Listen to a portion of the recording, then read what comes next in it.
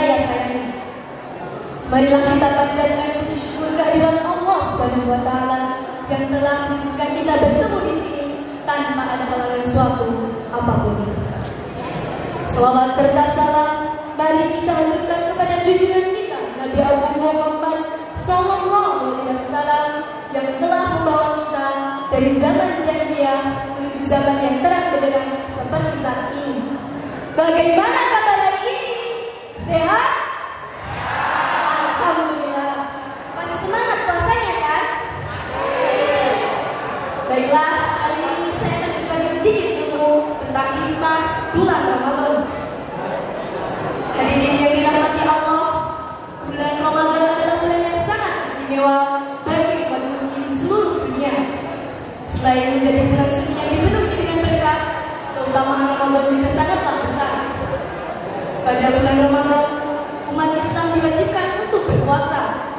Sebagaimana yang sudah difirmankan Allah dalam Al-Quran Surat Al-Baqarah ayat 183 yang berbunyi,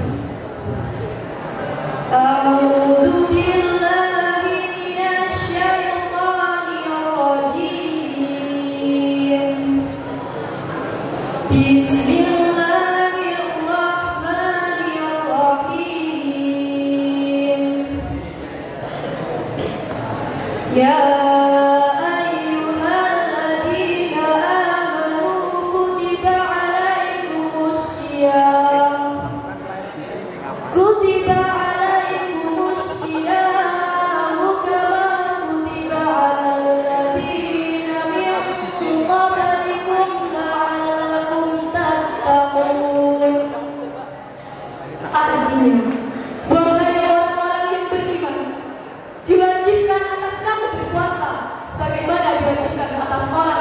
kamu agar kamu bertakwa.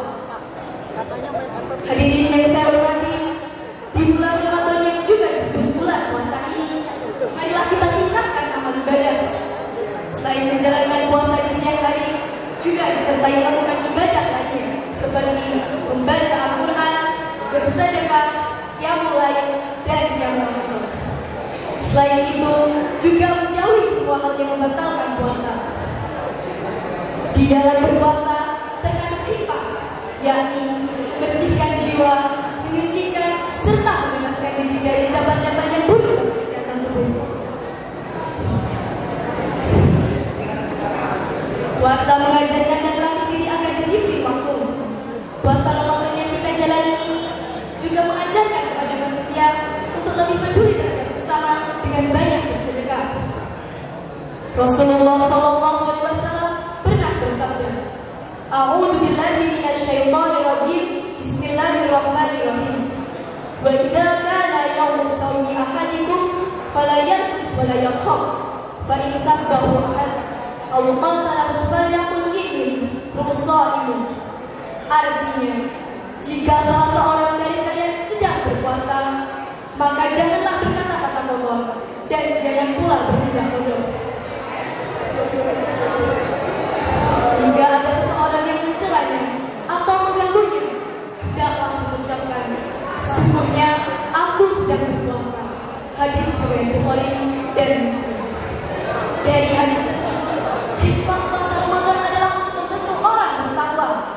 Artinya adalah orang yang menjalankan segala perintahnya dan menjauhi segala larangannya dimanapun berada dan apapun kondisinya. Baiklah hadirin yang berbahagia, demikianlah yang dapat saya sampaikan. Bagaimana kita ketahui kesempurnaan adalah milik Allah, sedangkan tempat kesalahan dan dosa adalah milik manusia. Wabillahi taufiq wal hidayah. Wassalamualaikum warahmatullahi wabarakatuh.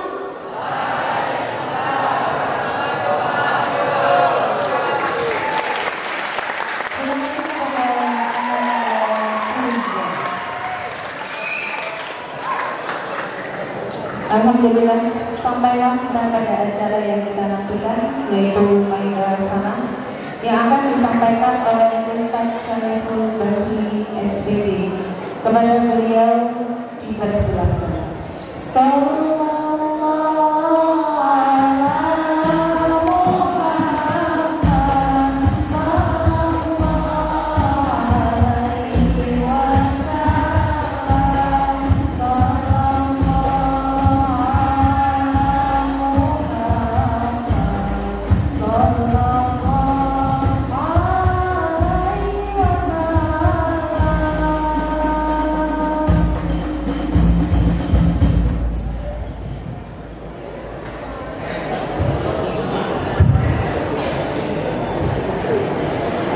Untuk grup rekannya boleh menepi ke sebelah kanan. Iya. Terima kasih.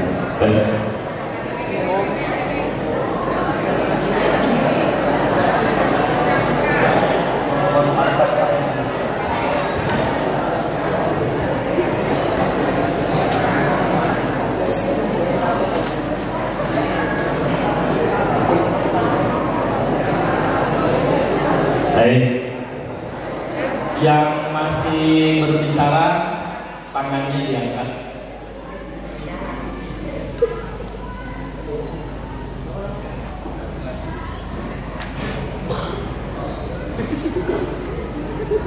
Sudah? Dan kita tunggu teman kita yang di belakang masih ngobrol. Ya. Bismillahirrahmanirrahim. Assalamualaikum warahmatullahi wabarakatuh.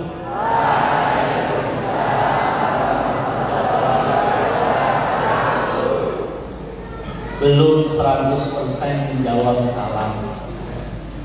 Assalamualaikum warahmatullahi wabarakatuh.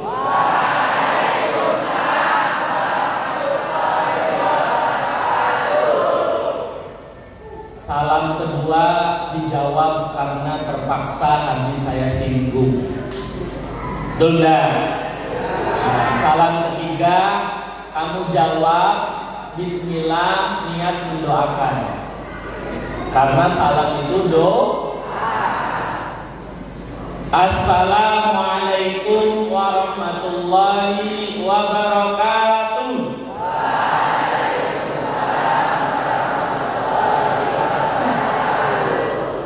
Yang terhormat Ibu Kepala Sekolah, Bapak Ibu Dewan Guru, karyawan, beserta anak-anakku semuanya kelas 7, 8, 9, calon-calon orang sukses semuanya. Calon-calon orang kaya semuanya. Insya Allah ahli surga semua.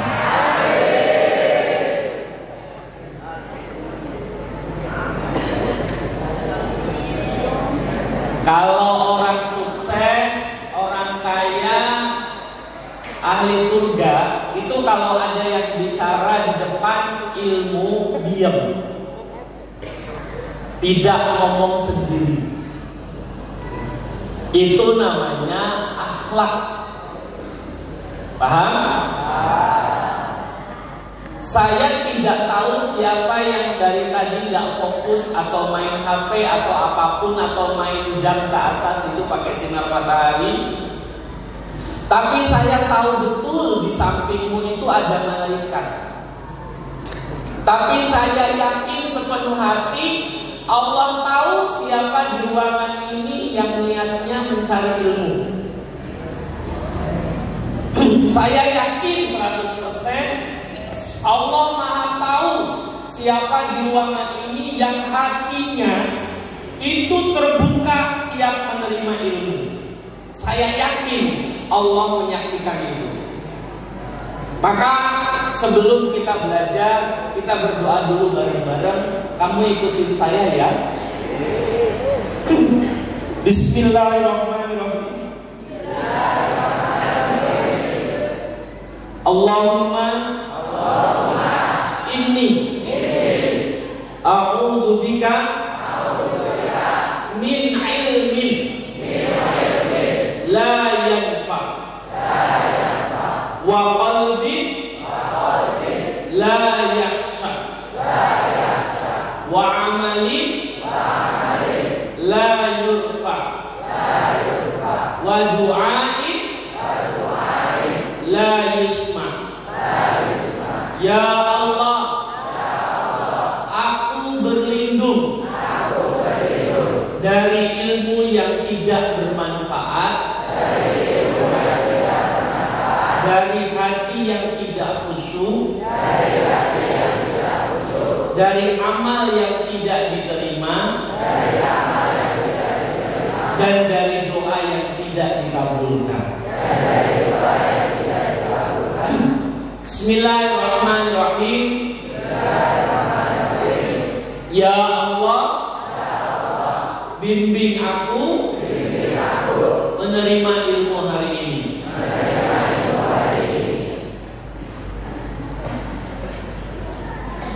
Hadirin wal hadirat rahimakumullah, anak-anakku semuanya yang dirahmati oleh Allah, yang disayangi oleh Allah. Saya akan mengawali ngaji hari ini dengan cerita. Kalau kamu paham cerita ini, semua materi yang saya tampilkan di layar itu kamu akan paham. Kalau tidak salah ada 7 slide PowerPoint yang saya buat. Kalau kamu paham cerita yang saya sampaikan ini, benar-benar paham. Kalau perlu kamu hafal, kamu akan paham yang saya sampaikan dari awal sampai akhir, dan kamu akan mengamalkannya 100%. Saya yakin. Paham? Jelas? Kuncinya di cerita ini nanti. Maka selama saya bercerita ini, yang ngobrol akan saya tarik ke depan, dia bertanggung jawab menceritakan ulang. Ya? Kok galak Pak? Iya. Saya galak karena saya nggak mau kamu pulang dari ruangan ini kamu nggak bawa ilmu. Saya nggak mau. Kamu duduk di sini 2 jam, saya nggak mau kamu pulang. Di sini kosong, saya nggak mau. Saya pengen kamu keluar dari ruangan ini, kamu bawa ilmu, membawa hidupmu lebih baik. Itu kenapa saya tegas.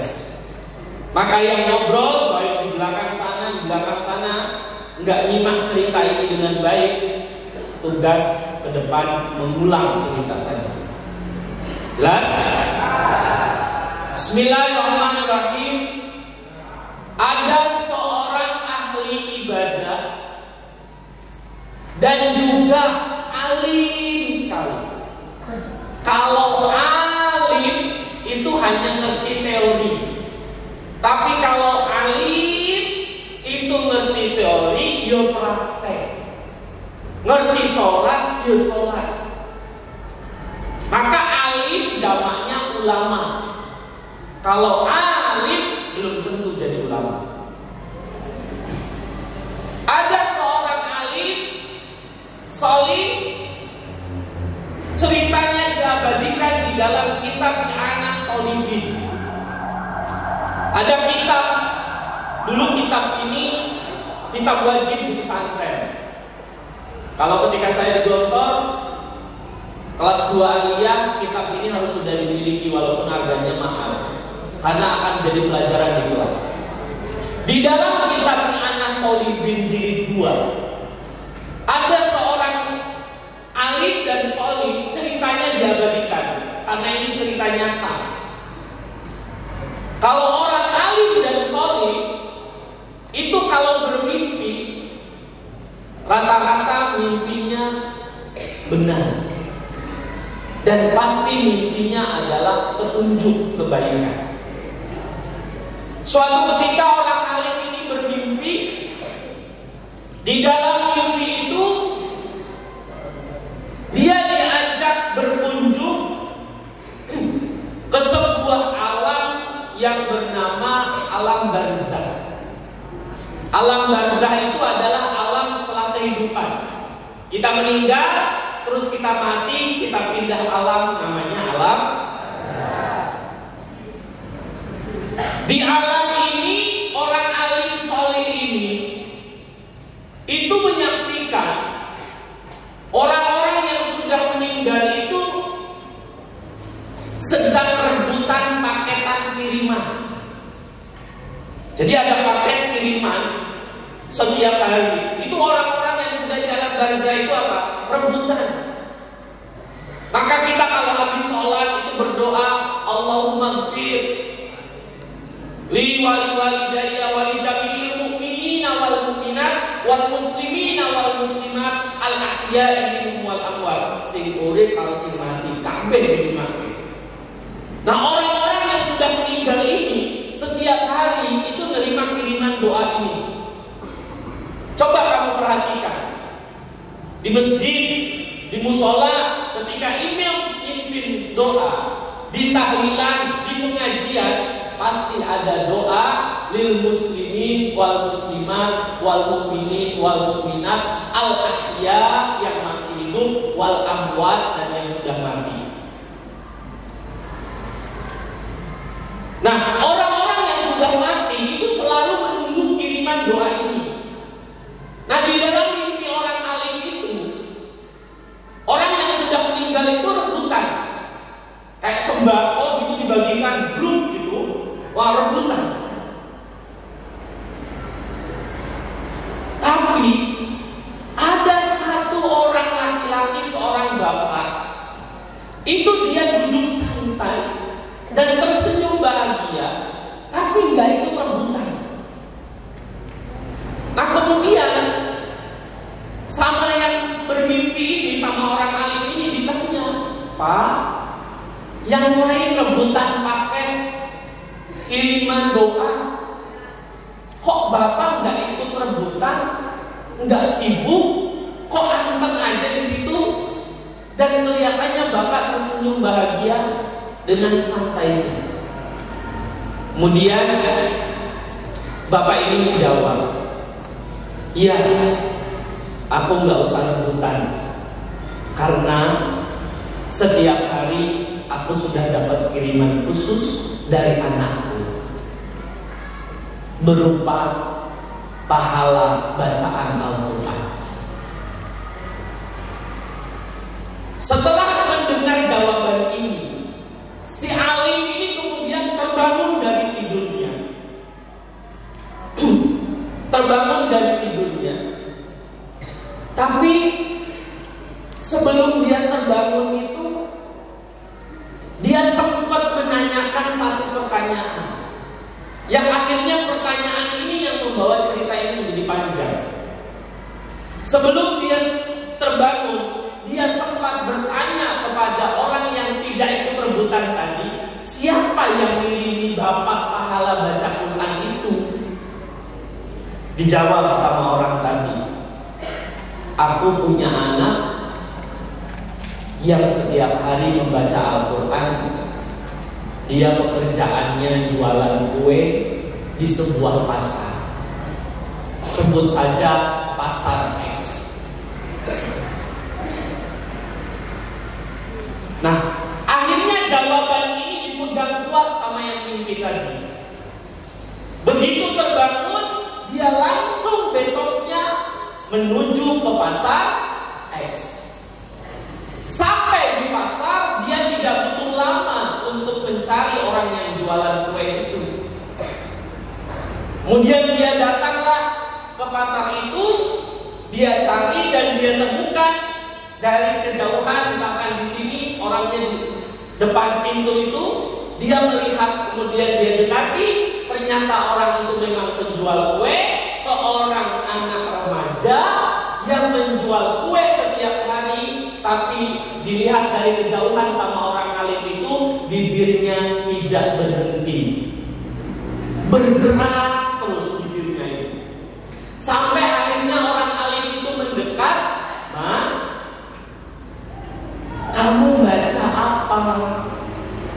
Dari tadi aku perhatikan kamu sambil jualan, sambil nunggu daganganmu, tapi bibirmu tidak berhenti berucap. Kamu baca apa? Dijawab sama si laki-laki remaja penjual kue ini, aku sedang membaca Al-Quran untuk bapakku yang sudah meninggal.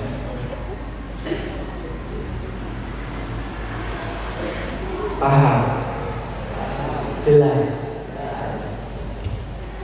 Ternyata apa yang dilakukan anaknya itu membahagiakan bapaknya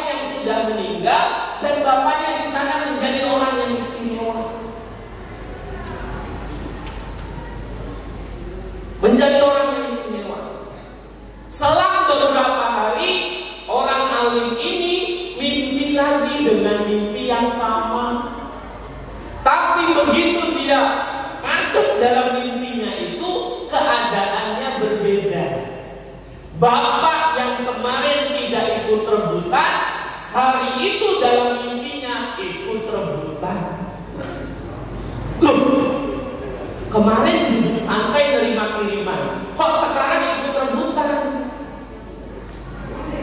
Akhirnya begitu dia terbangun dari tidurnya, ini mimpi keduanya, besoknya dia langsung menuju ke pasar. Sesampai di pasar, dia tidak menemukan si remaja penjual kue tadi. Akhirnya dia tanya kepada orang yang jualan di situ, ternyata si remaja penjual kue ini baru meninggal beberapa hari yang lalu. Berhenti nggak yang ngiriminya? Berhenti. Akhirnya apa? Akhirnya kiriman itu berhenti, anak. Berhenti. Pahala bacaan Quran itu berhenti. Ya, akhirnya yang dia dapat apa? Ya kalau kita misalkan tahlilan, yasinan, atau kamu habis sholat zikir berjamaah, kemudian pahalanya disedekahkan untuk orang yang meninggal ketika imamnya baca doa itu. Paham? Apa hubungannya dengan kita bulan Ramadan ini, Pak Saiful? Baik, klik. A'udzubillahi minasyaitonirrajim. Bismillahirrahmanirrahim. Anak-anak baca bareng saya ya. Bisa baca Quran kan? Itu bareng-bareng.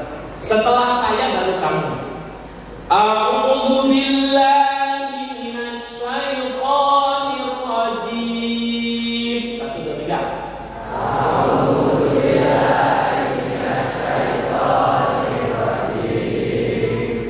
Bismillahirrahmanirrahim.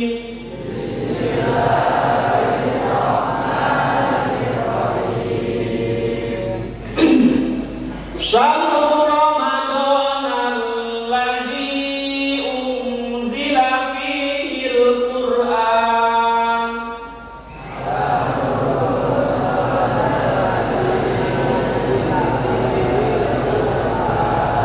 Hudan linnasi wa bayyinatin minal huda wal furqan.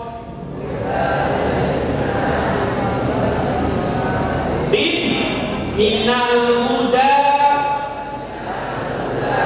wal furqan. Baik, kita baca sama-sama, diucapkan artinya bareng-bareng biar paham. Bulan Ramadan adalah bulan yang di dalamnya diturunkan Al-Quran sebagai petunjuk bagi manusia dan penjelasan dan membeda antara yang benar dan yang batil. Anak-anak, salah satu penyebab bulan Ramadan itu mulia dan berkah karena di dalamnya turun Al-Quran. Kalau di dalamnya nggak ada turun Al-Quran, biasa aja, nggak ada yang spesial. Paham? Jadi yang menyebabkan bulan Ramadan salah satu sebabnya, salah satu dari sekian banyak sebab, itu karena di dalamnya diturunkan Al-Quran. Al-Quran inilah yang akan jadi petunjuk. Kamu kalau ke sebuah tempat, kamu belum pernah ke situ, nggak tahu jalannya, kamu buka Google apa? Google petunjuk apa itu? Jalan. Petunjuk jalan. Supaya tidak nyasar dan tidak bingung. Nah, manusia hidup itu nggak ada Google Map-nya kecuali Al-Quran dan hadis dari Rasulullah beserta para ulama yang menulis para kitab itu. Paham? Maka jelas kamu pasti bingung hidupnya kalau kamu sendiri gak bisa baca Quran. Maka dari sekian banyak anak ini, doa saya cuma satu. Ya Allah, jadikan anak-anak yang ada di depan saya ini bisa mampu membaca Al-Quran dan senang menulis Quran. Amin ya Allah. Kamu tega melihat orang tuamu di alam barzakh suatu saat mendong-dong kok.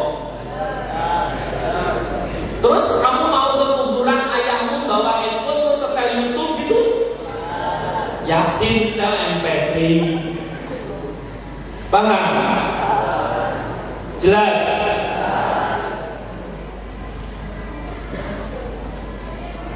Kebiasaan di kampung saya di Banten sana itu tidak seperti di Magelang, berbeda. Setiap daerah itu beda.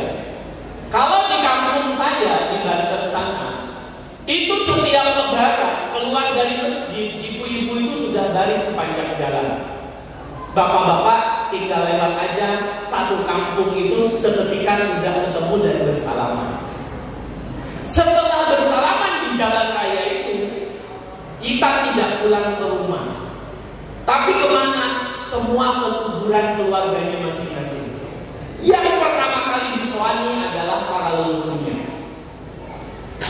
Sering sekali saya ini 5 bersaudara laki-laki. Saya, kakak saya, adik saya, kakak saya, kami berlima itu nggak bisa ziarah lengkap, itu nggak bisa. Karena apa? Adik saya dipinjam tetangga sebelah, suruh bimbing takdir.